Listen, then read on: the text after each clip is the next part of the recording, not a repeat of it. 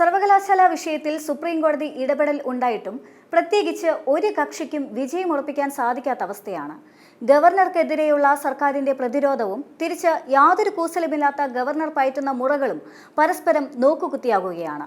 രണ്ട് സർവകലാശാലകളിൽ സ്ഥിരം VC നിയമനത്തിന് സുപ്രീം കോടതി നേരിട്ട് സെർച്ച് കമ്മിറ്റി രൂപവൽക്കരിക്കാൻ നടപടി തുടങ്ങിയെങ്കിലും പ്രധാന സർവകലാശാലകൾ ഉൾപ്പെടെ 11 VC നിയമനം അനിശ്ചിതത്വത്തിൽ തന്നെയാണ്. കേരള ഡിജിറ്റൽ സാങ്കേതിക സർവകലാശാലകളിലെ താൽക്കാലിക VC നിയമന തർക്കം പരിഗണനയ്ക്കെത്തിയപ്പോഴാണ് രണ്ടിടത്തും സ്ഥിരം VC നിയമനത്തിന് സുപ്രീം കോടതി സെർച്ച് കമ്മിറ്റി രൂപവൽക്കരിക്കുന്നതിനുള്ള സാഹചര്യമൊരുക്കിയത്. സംസ്ഥാന സർക്കാരും ഗവർണറും 4 പേരുകൾ വീതം സെർച്ച് കമ്മിറ്റിയിലേക്ക് നൽകാനാണ് കോടതി നിർദ്ദേശിച്ചത്. നേരത്തെ പശ്ചിമ ബംഗാളിലെ VC നിയമന തർക്കത്തിൽ സുപ്രീം കോടതി ഇടപെട്ട മാതൃകയിൽ തന്നെ ഡിജിറ്റൽ സാങ്കേതിക സർവകലാശാലകളിൽ സ്ഥിരം VCമാരുടെ നിയമനം നടന്നേക്കാനുള്ള സാധ്യതയാണ് തെളിഞ്ഞത്.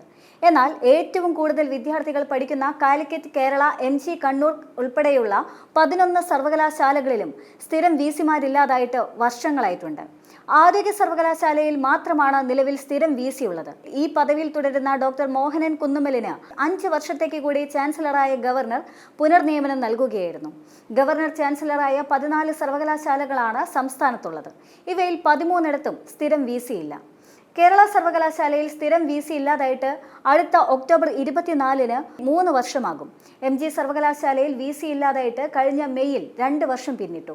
കാലിക്കറ്റിൽ കഴിഞ്ഞ ജൂലൈ 11-ന് 1 വർഷം പൂർത്തിയായി. കണ്ണൂർ സർവകലാശാലയിൽ അടുത്ത നവംബർ 30-ന് 2 വർഷമാകും. കാർഷിക സർവകലാശാലയിൽ ഒക്ടോബർ 7-ന് 3 വർഷമാകും. ഫിഷറീസ് സർവകലാശാലയിൽ 2.25 വർഷവും, മലയാളം സർവകലാശാലയിൽ 2.5 വർഷവും, കുസാറ്റിൽ 2 വർഷവും, കാലടി, വെറ്റിനറി, ഓപ്പൺ സർവകലാശാലകളിൽ 1.5 വർഷവുമായി സ്ഥിരം VC ഇല്ല.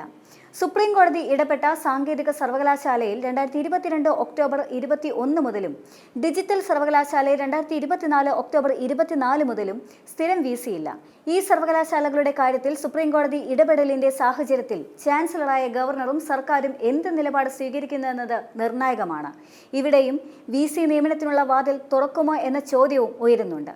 VC നിയമനത്തിൽ സംഘപരിവാർ താൽപര്യം നടപ്പാക്കാൻ രാജ്ഭവൻ ഇറങ്ങിത്തുടങ്ങിയതോടെയാണ് സർക്കാരും പ്രതിരോധ വഴികൾ തേടിയത്.